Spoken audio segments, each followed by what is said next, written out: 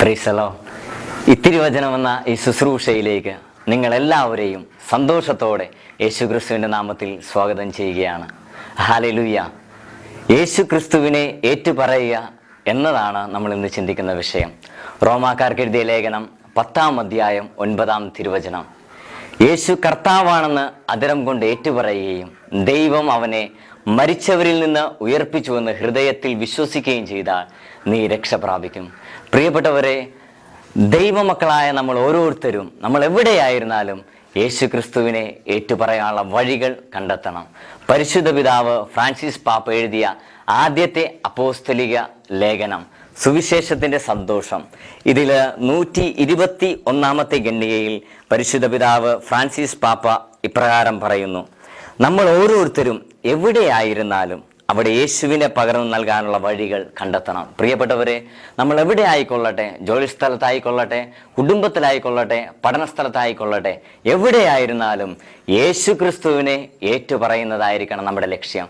നമുക്കറിയാം, നമ്മൾ കസ്റ്റമർ കെയറിലേക്ക് വിളിക്കുമ്പോൾ, ഉദാഹരണത്തിന് എയർടെൽ കസ്റ്റമർ കെയറിലാണ് നമ്മൾ വിളിക്കുന്നതെങ്കിൽ, നമ്മൾ ആ കസ്റ്റമർ കെയർ എക്സിക്യൂട്ടീവുമായി സംസാരിക്കുമ്പോൾ, പ്രിയപ്പെട്ടവരെ, നമ്മൾ പറയുകയാണ് ഞങ്ങൾക്ക് ഡോകോമോയെക്കുറിച്ച് അറിയണം.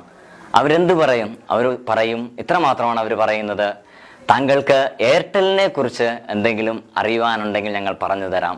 ഡോകോമോയെ കുറിച്ചുള്ള ഒന്നും അവർ പറയില്ല. കാരണം അവർ എയർടെലിൻ്റെ എക്സിക്യൂട്ടീവാണ്. പ്രിയപ്പെട്ടവർ, ഇതുപോലെ ക്രിസ്ത്യാനികളായ നമ്മളുടെ ഓരോരുത്തരുടെയും അധരങ്ങളിൽ നിന്ന് വരേണ്ടത് യേശു ക്രിസ്തുവിനെ മാത്രമായിരിക്കണം. നമുക്കറിയാം, പത്രോസ്ലീഹ ഒരിക്കൽ യേശുവിനെ തള്ളിപ്പറഞ്ഞതാ. എന്നാൽ ദൈവത്തിൻ്റെ ആത്മാവിനാൽ പത്രോസ്ലീഹ നിറഞ്ഞു കഴിഞ്ഞപ്പോൾ അപ്പോസ്തല പ്രവർത്തനം 3-ൽ വായിക്കുമ്പോൾ നമുക്ക് കാണാൻ സാധിക്കും, പത്രോസും യോഹന്നാനും കൂടി ദേവാലയത്തിലേക്ക് പോകുമ്പോൾ അവിടെ ഒരു മുടന്തൻ ഇവരുടെ നേരെ നോക്കി ഭിക്ഷ യാചിക്കുന്ന ഒരു രംഗം നമുക്ക് കാണാൻ സാധിക്കും. പ്രിയപ്പെട്ടവരെ, ഈ ഭിക്ഷ യാചിക്കുന്നവനെ നോക്കി പത്രോസ് പറയുന്നുണ്ട്: സ്വർണമോ വെള്ളിയോ ഞങ്ങളുടെ കയ്യിലില്ല, ഞങ്ങൾക്കുള്ളത് ഞങ്ങൾ തരുന്നു. നസ്രായനായ യേശു ക്രിസ്തുവിൻ്റെ നാമത്തിൽ എഴുന്നേറ്റ് നടക്കുക. പ്രിയപ്പെട്ടവരെ, യേശുവിനെ പത്രോസ്ലീഹ അവിടെ ഏറ്റുപറയാൻ എന്ത് സംഭവിച്ചു? ഏറ്റുപറഞ്ഞ ഉടനെ അത്ഭുതം സംഭവിച്ചു. നമ്മുടെ ജീവിതത്തിലും യേശു ക്രിസ്തുവിനെ ഏറ്റുപറഞ്ഞു തുടങ്ങിയാൽ നമ്മുടെ ജീവിതത്തിലും ദൈവം അത്ഭുതം പ്രവർത്തിക്കും. ലൂക്കായുടെ സുവിശേഷം 12-ാം അധ്യായം 8-ഉം 9-ഉം തിരുവചനങ്ങളിൽ ഇപ്രകാരം പറയുന്നു: മനുഷ്യരുടെ മുൻപിൽ എന്നെ ഏറ്റുപറയുന്നവനെ ദൈവത്തിൻ്റെ ദൂതന്മാരുടെ മുൻപിൽ മനുഷ്യപുത്രനെ ഏറ്റുപറയും. മനുഷ്യരുടെ മുൻപിൽ എന്നെ തള്ളിപ്പറയുന്നവനെ ദൈവത്തിൻ്റെ ദൂതന്മാരുടെ മുൻപിൽ മനുഷ്യപുത്രനും തള്ളിപ്പറയും. പ്രിയപ്പെട്ടവരെ, യേശു ക്രിസ്തുവിനെ ഏറ്റുപറയുക എന്നുള്ളത് വലിയ സുഖമുള്ള പരിപാടിയല്ല. അതിന് വലിയ കഷ്ടപ്പാടുകളുണ്ട്. നമ്മൾ പലരോടും യേശു ക്രിസ്തുവിനെ കുറിച്ച് പറയുമ്പോൾ ചിലപ്പോൾ കളിയാക്കലുകൾ ഉണ്ടാവാം, പരിഹാസങ്ങൾ ഉണ്ടാവാം. എൻ്റെ കഴിഞ്ഞ നാളുകളിൽ ഞാൻ ഓർക്കുകയാണ്, യേശു ക്രിസ്തുവിനെ ഏറ്റുപറഞ്ഞതിന് പ്രതിഫലമായി ഒത്തിരിയേറെ കളിയാക്കലുകളിലൂടെയും പരിഹാസങ്ങളിലൂടെയൊക്കെ കടന്നുപോയി. എന്നിരുന്നാലും ഒരു കാര്യം ഉറപ്പാ, യേശു ക്രിസ്തുവിനെ ഏറ്റുപറയുമ്പോൾ നമ്മുടെ ജീവിതം അനുഗ്രഹിക്കപ്പെടും. നമ്മൾ ഓരോരുത്തരും പല കാര്യങ്ങളും ഏറ്റുപറയാറുണ്ട്. നമ്മുടെ ജീവിതത്തിൽ സംഭവിച്ച പല കാര്യങ്ങളും പലരോടും ഏറ്റുപറയാറുണ്ട്.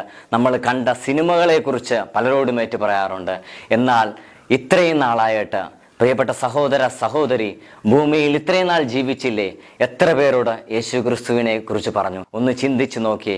അത് തന്നെയാ നിന്റെ ജീവിതം അനുഗ്രഹിക്കപ്പെടാത്തതിൻ്റെ കാരണം. മത്തായിയുടെ സുവിശേഷം 5-ാം അധ്യായം 11-ഉം 12-ഉം തിരുവചനത്തിൽ ഇപ്രകാരം പറയുന്നു: എന്നെ പ്രതി മനുഷ്യർ നിങ്ങളെ അവഹേളിക്കുകയും പീഡിപ്പിക്കുകയും എല്ലാ തിന്മകളും വ്യാജമായി പറയുകയും ചെയ്യുമ്പോൾ നിങ്ങൾ ഭാഗ്യവാന്മാർ. നിങ്ങൾ ആനന്ദിച്ച് ആഹ്ലാദിക്കുവിൻ, സ്വർഗത്തിൽ നിങ്ങളുടെ പ്രതിഫലം വലുതായിരിക്കും. പ്രിയപ്പെട്ടവരെ, ഈ ലോകത്തിലുള്ള എന്തിനെക്കുറിച്ചും ആരോടും നീ പറഞ്ഞാലും നീ അറിയുക, അതിൻ്റെ പ്രതിഫലം ഈ ലോകത്തിൽ മാത്രമേ ഉള്ളൂ. എന്നാൽ യേശു ക്രിസ്തുവിനെ മടി കൂടാതെ, ലജ്ജ കൂടാതെ ആരുടെ മുൻപിലും നീ പറയുന്നുണ്ടെങ്കിൽ നിന്റെ ജീവിതത്തിൽ ദൈവം തരുന്ന പ്രതിഫലം വളരെ വലുതായിരിക്കും.